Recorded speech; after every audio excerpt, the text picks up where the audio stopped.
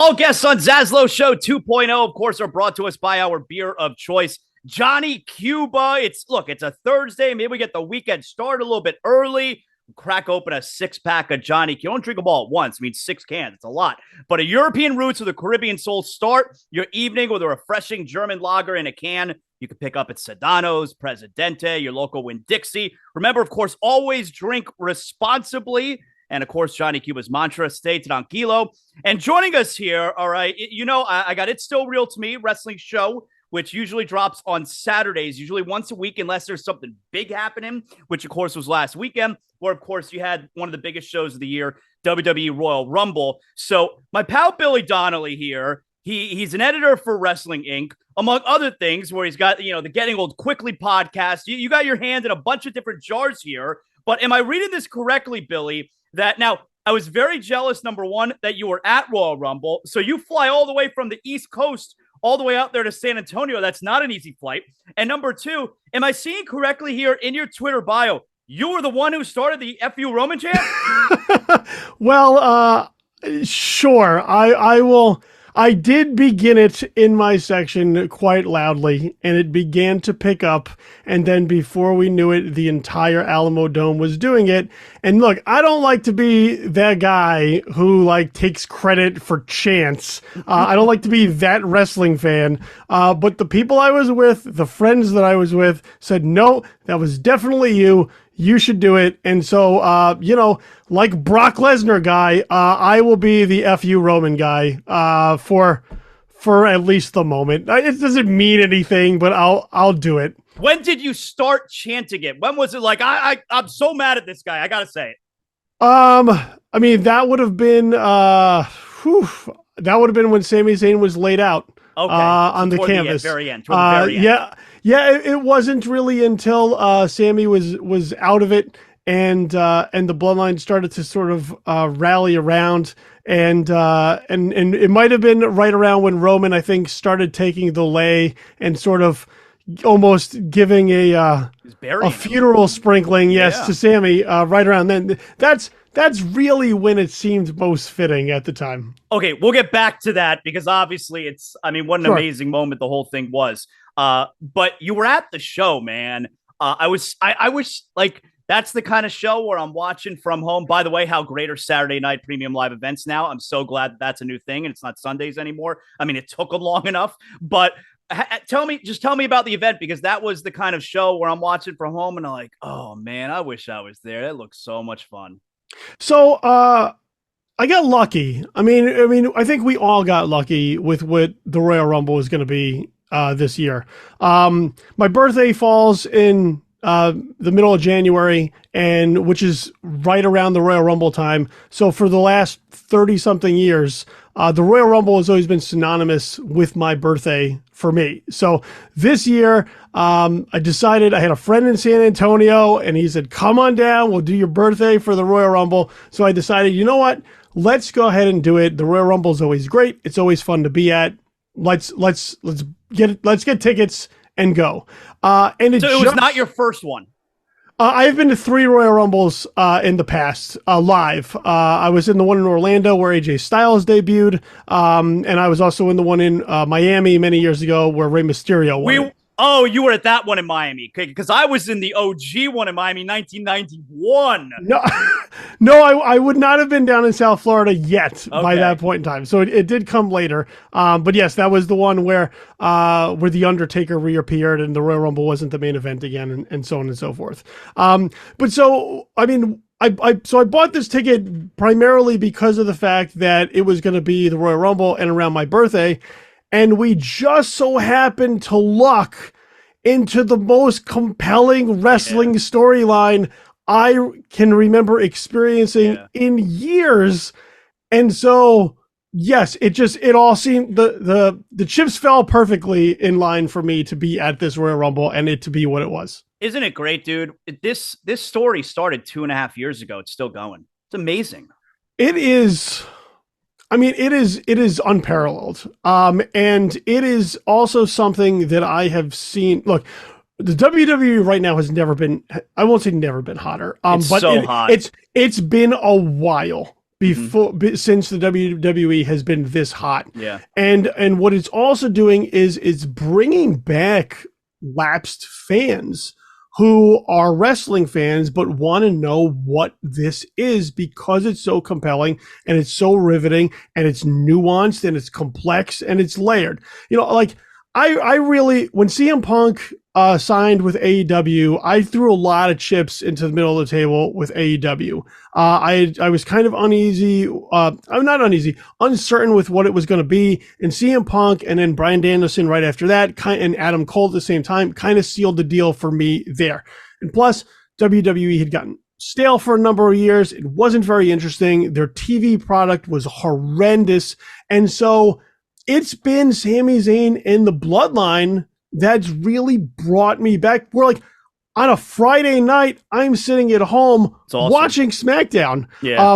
And my 13-year-old son is the same. He kind of is in that age range where he fell out of wrestling around the same time I did for a little bit. We all do. It happens to everyone. Everyone falls out for a few years. There's always a point where you go, this just isn't doing it for me anymore, and you leave, and then there's always something that brought you back.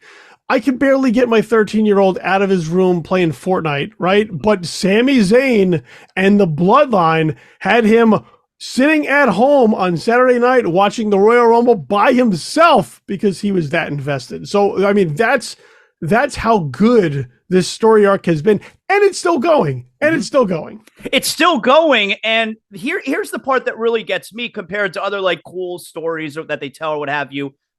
I have no idea. Not only do I have no idea what direction we're going in right now, but there's so many layers where each character in the story, I don't remember another story. You have the main guy. Okay, fine. But every character in this story, I don't know what direction they're going to go in. It's really nuanced. I mean, look, working at Wrestling Inc., we have a work Slack that's open all day, every day, and it's nothing but people trying to figure out what it is that's going to happen with the Bloodline. What was going to happen leading into the Royal Rumble? What's going to happen leading into Elimination Chamber? What was going to happen leading into WrestleMania and beyond? And none of us have really pegged all of it right. We've gotten little aspects along the way, but it is so incredibly layered between the Usos and Solo Sikoa and Roman Reigns and Heyman and Sami Zayn and Kevin Owens. Like, all of them are playing these very integral roles. Like, I can't see you taking one of them out and it still being the same. They all fit perfectly like a puzzle, and as a result, yes, you don't know what's going to happen next. And they continue to add further wrinkles to it to keep you on your toes and have it not be as predictable as you maybe have been accustomed to with WWE programming. And it's, yeah, I mean, it may be the most complicated and complex wrestling storyline I've ever seen. Ever.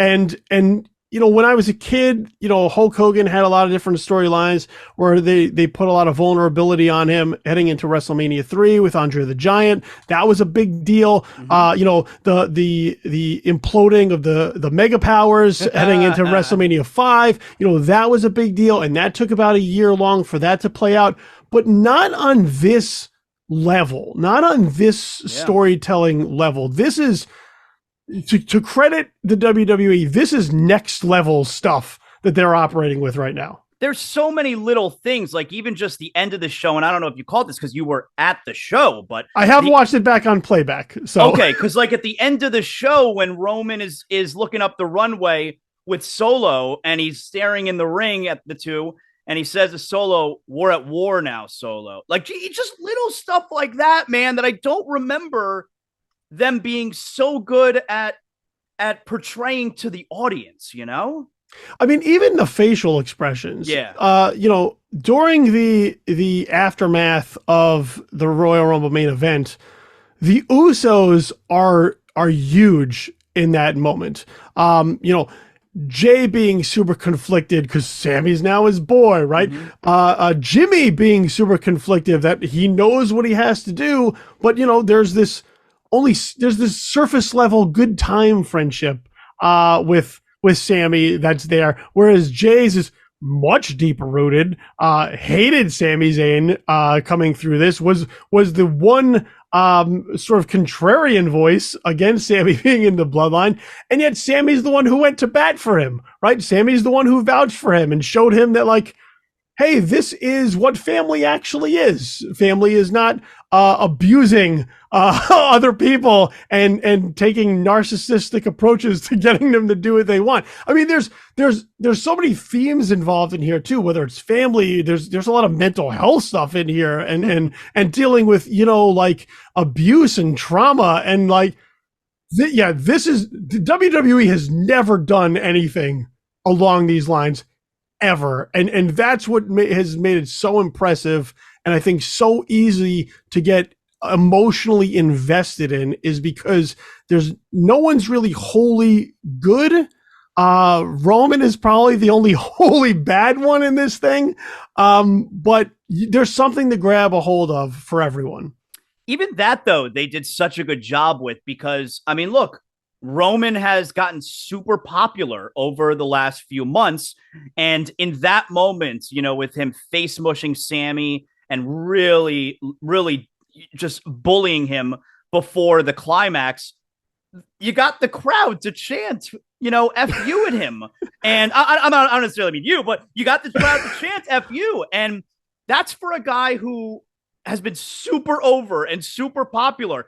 And they were able to turn that crowd on him really quickly. It was great. It is wild, especially seeing how far we've come with Roman over the last several years. I mean, remember, he was not well liked for quite some time, and the tribal chief, the head of the table, like, this has been really great for him, and he is really excelling in this sort of role.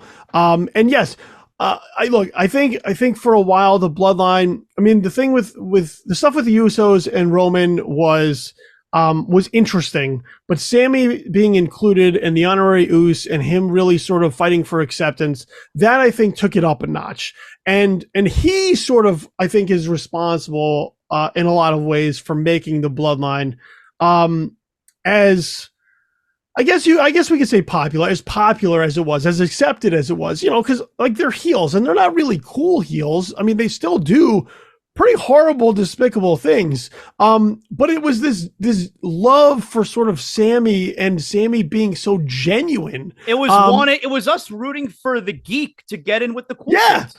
Yeah, because he's so genuine and just wanting to be accepted, right? And he's willing to do everything that he possibly can. Like, yes, to your example, to fit in with the cool kids. And I think that there's a lot of people who see themselves in that. And so he sort of took the bloodline to be a little bit more popular, even as they're still doing terrible things.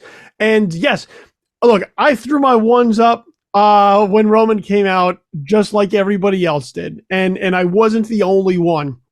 And even during the match, there's a moment where Roman does turn to the crowd while he's laying a beat down on Kevin Owens, and there are still people who throw their ones up. And by the end, very few ones were up when that chair shot came, and then what followed. Do you have plans to go to WrestleMania? Is that in the cards for you? LA is it's too far for me. I can't. It's very expensive to get out to LA. Is very expensive. Yeah. And look, I hadn't been planning on it. Now, I hadn't been planning on it. I don't think it'll stay. I think I'll be really good watching it on TV with my kid, who's really into it. And plus, look, I am still uncertain as to what's going to happen at WrestleMania. Are we going to get him to fight both nights? I don't know. The rumors that are circulating is that it's going to be Sami and Roman at the Elimination Chamber. Yeah, well, it's Montreal. I mean, that's you know, seems pretty reasonable. I do find it to be disappointing. I am going to say I am a little deflated by these rumblings, because for as long as this storyline has gone on, and it being literally the best thing happening in wrestling right now, and for the past however long, to see it not culminate at the biggest show of the year to me feels like a little bit of a letdown. And I mean, look, there's all sorts of talk about, they don't see Sammy as the guy, right? And Sammy himself has sort of said those things. And look, in a Vince McMahon run WWE, I would say, yes, look, they're getting ready to just spit in our face because that's what they do, and it'll be fine. But with Triple H having the creative reins, I don't know, maybe I've gotten my hopes up a little bit. There's still a lot of time. We're still 2 months away. I mean, yes, look, I'm an eternal pessimist, okay? I am a skeptic by nature, so it's very difficult for me to... I've given him the benefit of the doubt in the last few months to see this thing all the way through. But I got WWE PTSD creeping in, right? That says, hey, this is what they've done for so long. They never do it the right way. They're going to screw it up. And so, look, my anxiety is sitting on my shoulder saying, hey, this can't possibly go well. But yes, to your point, the voice of reason in this case, they do have a lot of time. They have a lot of different directions that they can go in. And I don't think it is very possible that things are not as cut and dry as they're presented to be right now. Yeah. And if it's setting up the way that you laid out, where they're going to fight this month, I guess it is, at Elimination Chamber, it's in Montreal. Like, yes, that's going to be a wild, wild atmosphere for that match. Yes. Look, Canada loves their Canadian wrestlers, big time. And just so we also make sure it's for the record, Montreal, the site of the Montreal screw job. So, anything is possible. The WWE seems to like to go there and stick their thumb in Montreal's eye. And Montreal at this point has accepted it. So yes, I all bets are off. It's going to be a pretty wild road to WrestleMania. I don't think it's going to be as straightforward as we think it is. My fingers are still crossed that Sammy will get the moment that I think he deserves after all of this is said and done. It's such a great time. Like it really is super exciting what they've been doing, all of it. And even just in general, AEW out there is not as hot as it was a year ago, let's say, but I still really enjoy it. I'm still watching all the shows. Like, all in all, it's a really cool time being a pro wrestling fan. And there's something for everybody. Yeah. Like AEW is not WWE. It's very different. It's a very different product. And and just like any other growing company, it has its ups and its downs, and it has its pluses and its minuses, and you take the good with the bad. And I do agree with you. I do not think it is as hot as it was a year ago. I think the fallout from All Out, and sort of the departure of CM Punk has played a big role in that. But how also do you compare with the Sami Zayn Bloodline story? Like nobody can touch this at this moment in time, and I wouldn't even recommend that they try. This is sort of a generational storyline. How loud was that crowd when he smacked him with the chair? I mean, it sounded loud on TV. So it is so loud that when you watch it on TV, the sound on TV is definitely distorted from how loud it is. Wow. Look, on TV, it definitely does it justice, right? Because I did watch it back. I watched it back primarily because when you're in the arena, I don't get all the chatter that's happening in the ring, right? Everything that they're saying back and forth to each other, I can't hear. It's a lot of it's body language and sort of filling in the blanks. Wouldn't it be great if somehow, I mean, there's no real way to be able to do it, but wouldn't it be great somehow if you could hear the announcers in attendance?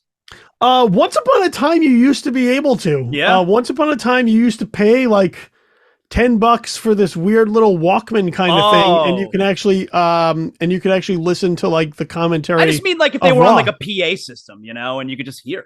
There are. I think they do that for AAA in Mexico. I don't know how it's not. I don't know how distracting it is. I don't know if it's distracting or not. But yes, when that chair shot hit, that place erupted, and really cool. And there are certain pops that I've heard that have been that ridiculously loud.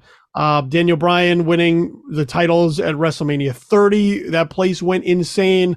I've been to a number of shows during the Attitude Era where when the glass broke and Stone Cold came out, the place went nuts. But this was 50-something thousand going nuts for a chair shot. And it was wild. It was wild to experience and be a part of. It is a very cool moment. Hey, Billy, tell everyone how they can hear you on your Getting Old Quickly podcast. Tell us about it a little bit. Yeah, sure. So Getting Old Quickly is a mental health podcast. I started at the beginning of the pandemic, when everybody during the pandemic was either making babies or starting podcasts. I already got 2 kids, so I opted for the latter again. I think it was making babies, starting podcasts, and adopting dogs. That's about right. It's about right. What I started doing it because, I was dealing with my own struggles at the time, dealing with depression and anxiety, and, got into therapy and found that it was working wonders for me. And I found that there were a lot of people who my age who either weren't talking about their problems, or sort of just suppressed them, and pretended that everything was fine. And I am who I am. This is who I am. I don't need to change anything about me. And I found that some of the things that I was taking away from therapy were very helpful, and I wanted to sort of share them in this sort of way, and almost do sort of an audio diary in terms of like me working through all of my stuff.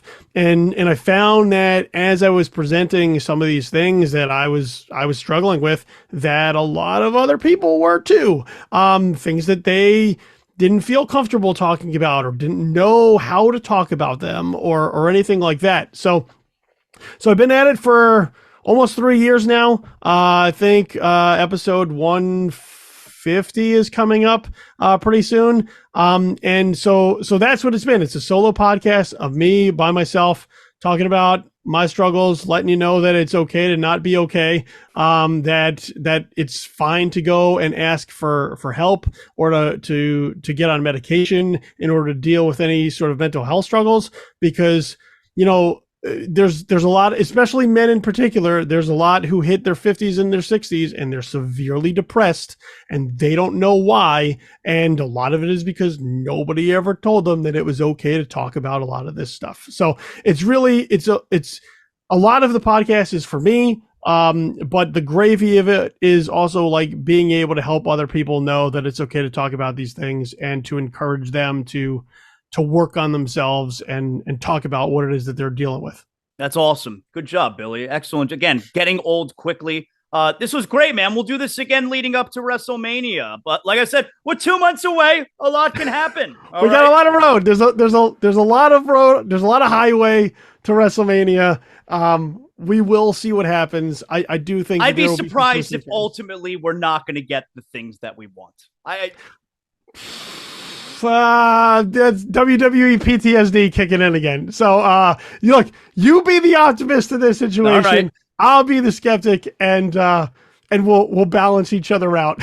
Very good. Excellent job, Billy. We'll do this again soon, man. I enjoyed this. Absolutely, man.